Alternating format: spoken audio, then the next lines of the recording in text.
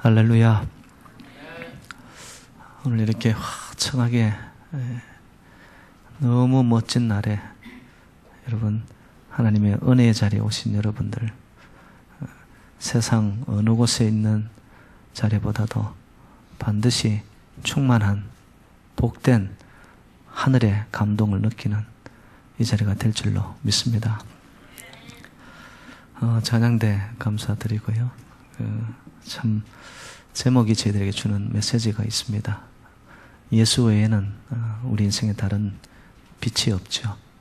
빛 가운데 오면은 우리의 모든 것이 드러나게 됩니다. 드러나고 깨어지고 비어지고 난 이후에 채워지는 역사가 있는 겁니다.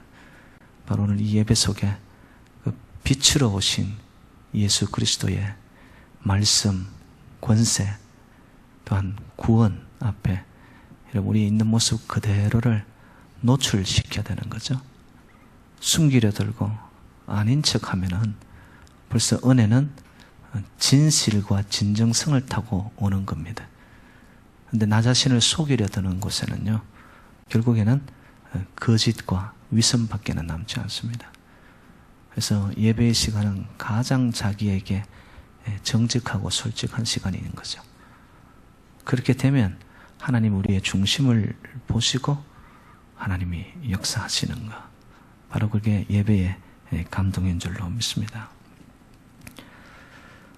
인도에서 한평생을 빈민자들과 생을 보내었던 인도의 성자이고 노벨 평화상을 받았던 여러분 마더 테레사를 잘 아실 겁니다.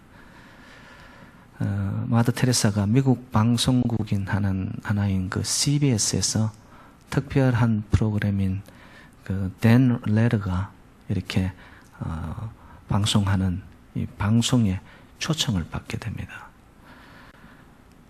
그래서 이렇게 대담을 하는 그런 프로그램인데 이 레르가 앵커맨이 이상한 질문을 해요.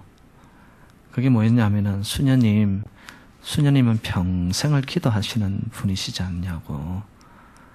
기도하실 때 어떤 말로 무슨 소원을 그리고 무엇을 달라고 기도하시냐고 이렇게 물었습니다. 한참 동안 다소곳이 고개를 숙이고 있었던 마더 테레사가 기대와는 달리 아주 짧은 한마디를 합니다. 저는 듣습니다 라고 이야기를 했습니다. 내 말을 하는 것이 아니고 내가 원하는 소원을 다 그냥 아뢰는 것이 아니고 지금 나에게 하시고자 하는 하나님의 음성을 듣는 것, 그게 기도라는 거죠. 그 앵커가 그 말을 듣고 나서 다시 물었어요. 그럼 그때 하나님은 무엇을 하시죠? 마더 테레사의 대답은 동일합니다. 하나님도 듣습니다 라고 이야기를 합니다. 여러분, 듣는다는 것이 우리 인생에 얼마나 중요한 건지 모릅니다. 듣는다고 와 있는데 안 들려요. 아니, 들으려고 하지 않아요. 그 이유는 내가 마음을 닫고 있기 때문입니다. 여러분, 듣기 위해서는 가장 본질적인 것은 내 마음의 소리, 마음의 귀를 열어야 됩니다. 여러분, 그때 소통이 이루어지는 거죠. 들려지는 마음, 하나님의 음성을 듣고자 하는 그 자세, 제가 볼 때는 신앙생활을 하는 자들에게 제일 중요한 겁니다. 하나님의 음성이 들려지지 않을 때 인간의 정체성은 잃어버리게 됩니다. 우리는 피조물이죠. 하나님은 창조주세요. 그런데 우리의 기도와 우리의 믿음의 여정은 가만히 보면 피조물인 우리가 창조주 하나님을 핸들하려고 듭니다. 거기서 벌써 인간의 시작점인 나의 정체성을 잃어버린 거죠. 여러분, 만물의 주인 되신 창조주 하나님이 저와 여러분의 인생의 주인임을 고백하십니까? 그렇다면 그 고백이 나의 삶 속에 들어와서 나를 붙들어가는 진정한 삶의 현장 속의 고백이 되기 위해서는 여러분, 나의 모든 존재가 하나님을 향하여 귀를 기울여야 됩니다. 그때 하나님은 말씀하세요. 하나님 반드시 말씀하시는 하나님이세요. 음성을 들려주세요. 지난주에 있어 제가 계속 강조를 하려고 하는 부분이 뭐냐면 제자도입니다. 제자의 정체성은 뭐냐? 하나님의 음성을 듣는 자가 제자예요. 제가 왜 이렇게 제자도를 강조하느냐? 이제 가을이 오면서 저희들 제자 양육이 끝나고 제자 훈련으로 한 단계 높은 제자의 성경 공부로 들어갑니다.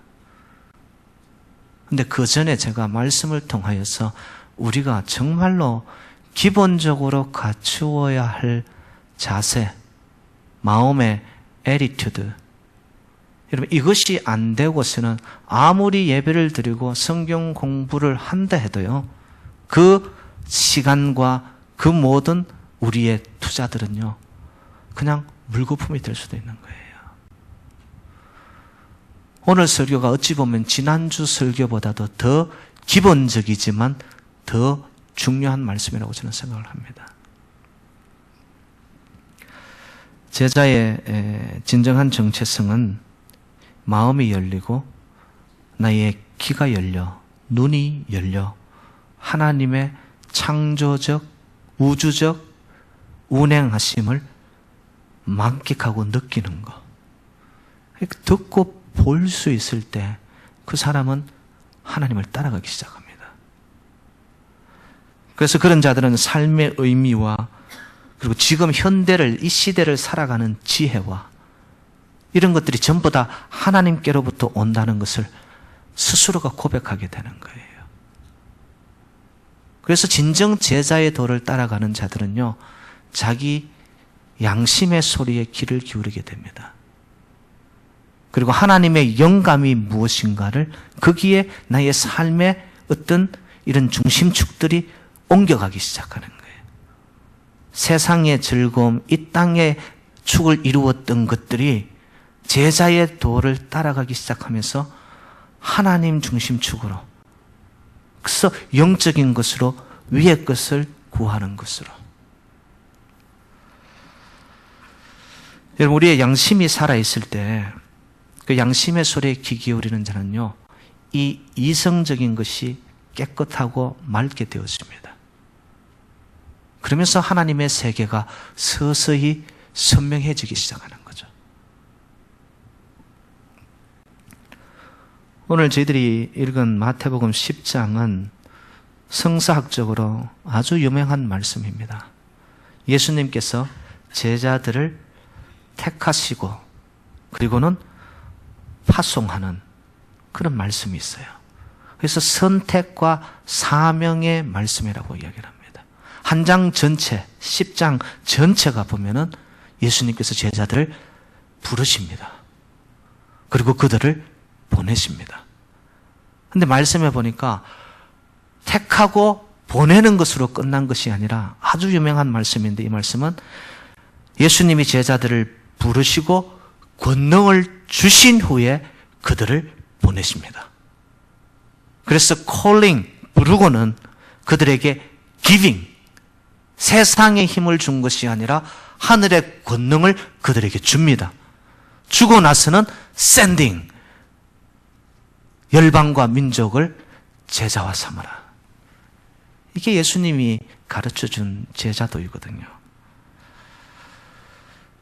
보내시면서 제자들에게 하신 말씀, 이게 이제 오늘 본문 속에 나타나지만 저희들이 읽었던 34절로부터 39절이 클라이막스입니다. 가장 정점을 찍는 말씀이에요. 그럼 너희들이 세상으로 보냄을 받으려면은 어떻게 해야 되느냐? 본문 38절 말씀에 보면은 자기 십자가를 지고 나를 따르라라고 얘기합니다. 제자의 도는요, 저와 여러분들이 주님 가신 그 길을 따라간다라는 것은 각자가 짊어지고 가야 할 십자가가 있더라는 거예요. 우리는 예수 믿는 것을 어떻게 믿죠? 이 인생의 십자가 고통, 이 짐 좀 들어달라고, 그러고 예수 믿잖아요. 근데 예수님은 봤더니만 너의 십자가를 너가 지고 나를 따르라. 요청치고는 참 부담스러워요. 근데 다른 말씀을 또 보면은 16절에는 양을 이리 가운데 보내나니 이야기합니다. 여러분, 양들은 이리의 소굴에 들어가면 어떻게 되죠? 잡아 먹히는 거예요. 저도 이 말씀을 읽으면서 제 개인적으로 들어왔던 생각은, 야, 이건 우리 보고 살라는 거야, 말라는 거야. 마음에 딱 부딪히더라고요. 이리의 소굴 속에 우리가 들어가게 되면은 결국에는 먹히는데, 죽는 길인데 왜 그 위험한 곳으로 가라 하시나? 그럼 우리를 부르셔서 죽일 작정이신가? 37절 말씀 오늘 저희들 읽었죠? 보면은 부모 형제보다 더 주님을 사랑하라. 여러분, 솔직히 까놓고 이야기합시다. 여러분, 하나님을 더 사랑하세요? 내 자식, 내 남편, 아내 더 사랑하세요? 뭐 말하라니까 말 못하겠죠? 여러분, 이런 말씀이 여러분들 어떻게 다가옵니까? 그냥 지나가는 말, 그냥 예수님 하신 말이야. 이거 안 지켜도 되는 거야. 말씀이 그런 건가요, 여러분? 정말 너무너무 이거는 우리에게 해당 안 되었으면 싶은 말씀을 하시는 거죠. 그래서 36절에 보면은 사람의 원수가 자기 집안 식구니라. 한편으로 이해되긴 돼요. 평생 원수가 남편이고 아내라고 그러더라고요. 보니까. 근데 그런 차원이 여기 쓴 이야기가 아니거든요. 가까이 있는 자를 더 사랑하는 것을 하나님은 원치 않는다는 거예요. 여러분, 이게 할 수 있겠습니까, 여러분들? 그리고 마지막 절 39절에는 이런 표현을 합니다. 자기 목숨을 잃는 자는 얻으리라. 우리가 예수 믿는 것도 뭐 하기 위해서 믿는 거죠? 어떻게든 살아보려고 믿는 거 아니에요. 근데 예수님이 요청하는 거는 너 먼저 죽으라는 거예요. 생명을 먼저 내려놓으라는 거예요. 정말 우리에게는 너무나 황당하고, 그리고 이 시대를 살아가는 성공지향주의적인 시대적 문화하고는 너무나 상반되는 말씀을 하고 계십니다. 이 시대는 여러분 안락한 생활을 원하죠. 그리고 풍족한 생활을 원하죠. 그리고 인정받는 삶을 원하는 것이 이 시대의 모습이거든요. 그런데 예수님이 요청하는 제자의 도는 너무나도 복음의 핵심은 우리에게 부담스러울 정도로 좀 피해가고 싶을 정도의 말씀입니다. 그런데 여러분, 제자가 되려는 사람은요, 세상이 주는 안전과 안정 그리고 만족을 포기해야 된다는 것입니다. 그런데 이걸로 끝나면은 정말 우리는 너무 억울한 인생이 되는 거죠. 그런데 그런 삶을 살아가는 제자들에게 하나님이 보니까 상급을 주시는 거예요. 세상이 흉내낼 수 없고 세상이 줄 수 없는 너무나 놀랍고도 엄청난 상급을 하나님이 주시는 거예요. 어떤 자에게? 세상 등지고 십자가 보는 자에게. 이 세상 사람 날 몰라줘도 주님 뜻대로 살고자 하는 자에게. 여러분, 이거는 하나님의 말씀의 약속입니다. 그럼 그 상급, 도대체 과연 우리의 목숨을 걸고라도 쫓을 만한 그 가치가 있는 어떤 축복이냐는 것이죠, 그게.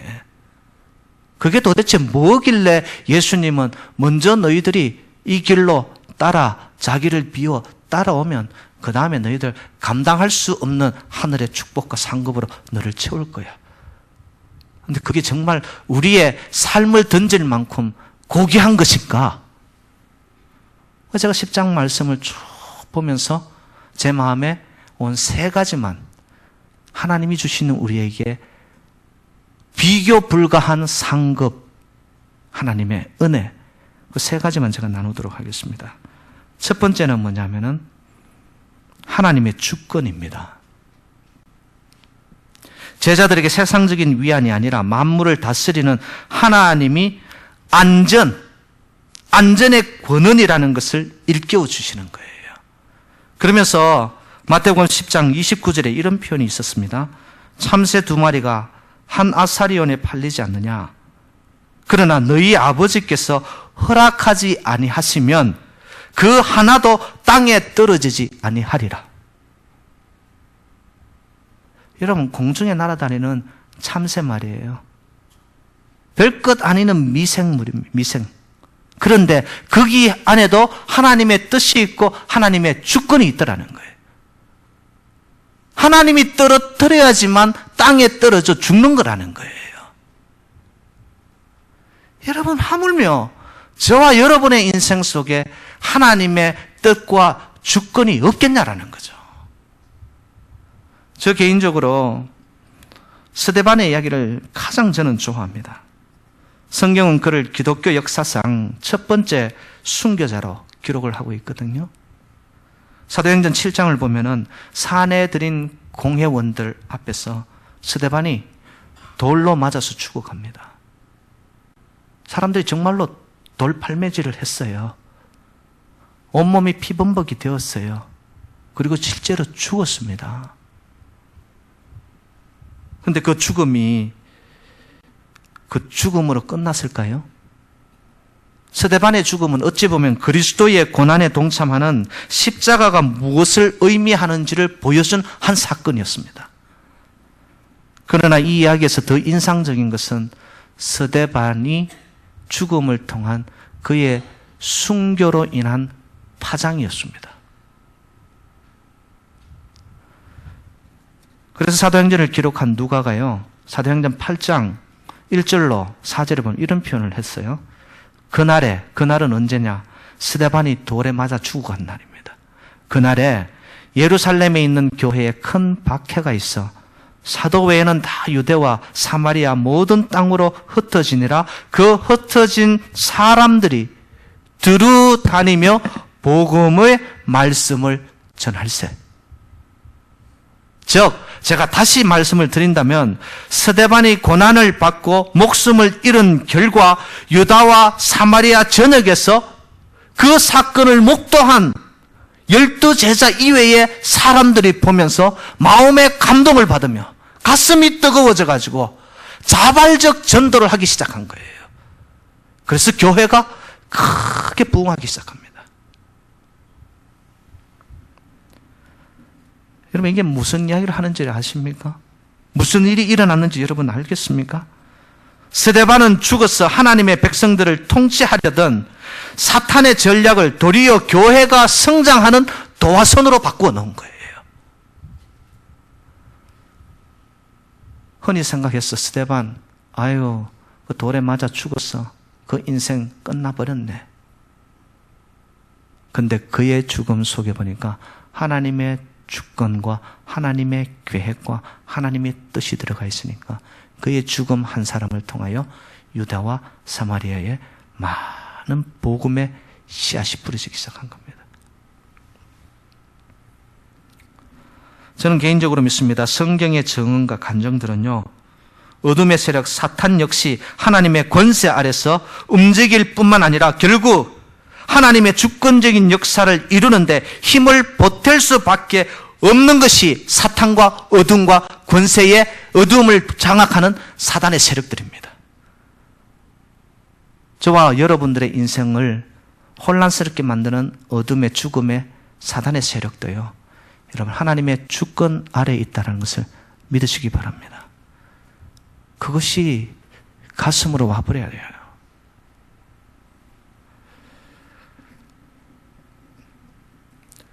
그렇기 때문에 여러분, 십자가 사건도 마찬가지예요. 하나님의 아들을 거꾸로 때리려는 사탄의 작전은 결국 죄인들에게 구원의 길을 열어주은 사건이 되어버립니다. 그러니까 여러분, 결코 두려워할 것이 없습니다. 모든 것이 하나님의 주권 안에 있습니다. 저와 여러분들의 인생, 하나님이 반드시 알 수 없지만 우리를 향한 하나님의 주권적 계획을 갖고 계시다는 거예요. 그러니까 여러분, 지금 되어지는 모든 것으로 쉽게 판단하지 마십시오. 하나님의 주권은 반드시 그 끝은요, 축복이고 승리더라는 거예요. 두 번째, 하나님의 사랑입니다. 세상이 절대로 줄 수 없는 안정감 역시 그리스도께서 베푸시는 큰 상급 가운데 하나인데요. 오늘 본문 마태복음 10장 30절, 31절에 보면요, 제자들을 얼마나 사랑하시는지 다시 한번 일깨우는 말씀을 하시는데 이렇게 표현이 되어 있습니다. 너희에게는 머리털까지 다 세신 바 되었나니 두려워하지 말라. 너희는 많은 참새보다 귀하니라. 여러분, 하나님이 우리의 무엇을 헤아리고 계신다? 머리칼. 여러분 가운데 이 머리털 헤아릴 수 있는 분 계세요? 이 말은 뭐냐? 하나님은 우리의 삶을 낱낱이 헤아리시면서 구석구석 삶의 순간 갈피갈피를 하나님은 우리에게 눈을 떼지 않는다는 거예요. 그러면서 우리를 지켜주신다는 겁니다. 그래서 하나님이 그렇게까지 지키신다면 우리가 주님을 믿고 따를 때 그 무엇과도 비교할 수 없는 삶의 행복이 찾아올 것이고 기쁨과 안정감을 누리게 된다는 거예요. 그게 바로 하나님이 우리를 향한 사랑이에요. 자녀들의 필요를 완벽하게 꿰뚫고 계시는 분, 그리고 그 필요를 넉넉히 채워주실 분이 신실하게 예비하시는데, 여러분, 저와 여러분 무엇을 걱정하십니까? 믿습니다 해놓고는 돌아서면 뭐예요? 걱정 덩어리 속에, 걱정 덩어리. 그거 왜 믿어요, 그런 거? 예? 이것을 체험한 사도 바울은 이렇게 표현합니다. 로마서 8장 35절에 누가 우리를 그리스도의 사랑에서 끊으리요? 환난이냐, 공고냐, 박해냐, 기근이냐, 적신이냐? 어떤 인생의 시련과 고통이 온다 할지라도 하나님의 사랑에서 끊을 것이 없는 줄로 믿습니다. 바로 우리를 향한 하나님의 상급이에요. 하나님이 우리를 향한 축복이에요. 그리고 37절은 이렇게 표현합니다. 그러나 이 모든 일에 우리를 사랑하시는 이로 말미암아 우리가 넉넉히 이기느니라. 할렐루야. 사랑에서 끊을 수 없고 그 사랑에 연결만 되어 있으면 우리의 인생은 넉넉히 이겨나가는 거예요. 제가 지금 두 가지 말씀드렸습니다. 하나님께서 우리에게 주권적 계획을 갖고 계신다. 두 번째는 하나님의 사랑에서 끊을 수가 없다. 세 번째는 하나님의 임재입니다. 여러분, 하나님의 임재가 있는 곳에 느껴지는 축복이 뭐냐면은 내 잔이 채워지는 만족입니다. 진정한 행복이 있다라는 거예요. 여러분, 지금 이 시간도 이 예배 가운데 하나님의 살아계신 임재가 내 심령과 내 영혼과 마주보고 느껴지고 연결되어 있어요. 그때 오는 나의 인생에서의 기쁨, 소망, 행복, 여러분, 이런 말할 수가 없습니다. 마태복음 10장에서 예수님이 내어놓으시는 놀라운 선언들 가운데 가장 쇼킹하고 중요한 내용이 뭐냐? 저는 28절이라고 생각을 합니다. 이렇게 나옵니다. 몸은 죽여도 영혼은 능히 죽이지 못하는 자들을 두려워하지 말고 오직 몸과 영혼을 능히 지옥에 멸하실 수 있는 이를 두려워하라. 여러분, 이게 무슨 말씀이냐? 주님의 말씀이 지닌 무게감을 여러분, 제가 조금 더 여러분들에게 이해를 돕기 위해서 풀어서 제가 말씀드리면 이런 겁니다. 제자들이 받을 박해와 고난을 예수님이 예고하면서 이렇게 이야기를 하시는 거예요. 야, 사람들을 겁내지 말아라. 기껏해야 네가 나의 길을 따라오다가 죽기밖에 더 하겠느냐. 죽으라고 하니까 여러분 부담되죠? 세상에 뭐 이런 격려가 있고 이런 상급이 있냐고. 여러분, 우리가 주님을 만나서 하소연한다고 칩시다. 이렇게 말해요. 아이고, 예수님, 거기 가면 저 죽을 수도 있는데요. 그때 예수님이 뭐라고 답하시는 줄 아세요? 그래서 그게 어떻다고? 여러분, 세상 어디를 가든지 최악의 상황이라고 해봤자 죽는 정도인데 떨 필요가 없습니다. 목사님, 저는 죽음이 두려운데요. 죽음이 두려운 이유 단 하나입니다. 여러분, 그리스도 안에서 내가 완전히 죽어지고 그리스도의 생명을 맛보지 못했기 때문에 죽음이 두려운 거예요. 여러분, 정말로 그리스도의 생명이 나에게 와버리잖아요. 그러면 예수 제대로 잘 믿다가 스데반처럼 돌에 맞아 죽어도 순교해도 여러분, 저와 여러분은 죽음으로 끝나지 않습니다. 결코 그게 끝이 아닙니다. 이런 이야기를 들으면서 마음이 편해지는 분이 있다면 제가 볼 때는 그 사람은 제자입니다. 그런데 죽으라고 하는데 그 이야기를 들으면 아이고, 부담이 돼서 어디 피할 길 없나? 웬만하면 나는 이 길을 원치 않는데 만약에 그런 삶이 나에게 왔다면 여러분, 아직 제자의 깊은 도를 따라가지를 못한 겁니다. 제가 이 말씀을 곰곰이 생각하다가 아니, 어떻게 죽는 것이 축복이 될까? 그 축복이 되는 이유가 뭐냐? 이미 그리스도와 함께 죽은 몸이 아니라면요, 이건 결코 위안이 되는 말씀이 아니에요. 여러분, 하지만 유한한 삶을 사는 인간 따위를 전혀 위협이 되지 못한다는 것을 안다면요, 이 말씀은 격려가 됩니다. 여러분, 세상의 것은 전부 유한합니다. 때가 되면 피었다 지고 맙니다. 한 인간도 살아봐야 요즘 여러분 100살입니다. 언젠가는 죽어야 되는 거예요. 유한한 인생, 이 땅의 것들, 영원하지 못하는 것들을 바라보고 내 마음에 두려움이 사라져야 돼요. 그것이 그리스도 안에서 죽고 살아난 자의 하나님의 축복입니다. 그래서 사도 바울은 이렇게 고백하죠. 이는 내게 사는 것이 그리스도니 죽는 것도 유익함이라. 빌립보서 1장 12절 말씀입니다. 여러분, 죽는 것이 유익한 때에야 비로소 죽음이 상급이 됩니다. 내가 죽는 것이 하나님 앞에서 인정을 받아 그것이 나의 삶 속에 상급이 되는 거예요. 여러분, 삶의 현장 속에 자녀들, 가정, 현장, 공동체 안에서든요, 여러분들이 죽음의 자리가 있다면 여러분, 그것이 상급이 됩니다.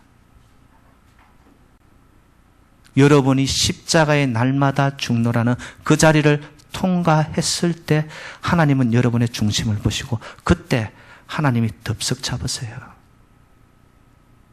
이것이 기독교의 역설이죠. 여러분, 십자가 죽음은 그것으로 끝나는 것이 아니라 그 너머에 부활의 생명과 승리가 있음을 믿으시기를 주님의 이름으로 축원드립니다. 세상 앞에, 사람 앞에, 물질 앞에 두려워할 것 없습니다. 하나님의 주권, 하나님의 사랑, 하나님의 임재를 믿고서 여러분, 진정한 안정, 내 삶 속에 견고한 안정감, 더 나아가서 채워진 만족, 이 모든 것들은 저와 여러분들에게 하나님이 이미 허락하신 상급이요 축복입니다. 이걸 가지고 우리는 이 시대를 두려워할 것 없이 시대적 사명을 감당해 나갈 때에 그 제자의 도를 통하여서 하늘의 뜻이 땅에서 이루어지는 복된 가정, 행복한 성도, 더 나아가서 구원의 사명을 감당하는 새누리 재단이 되시기를 주님의 이름으로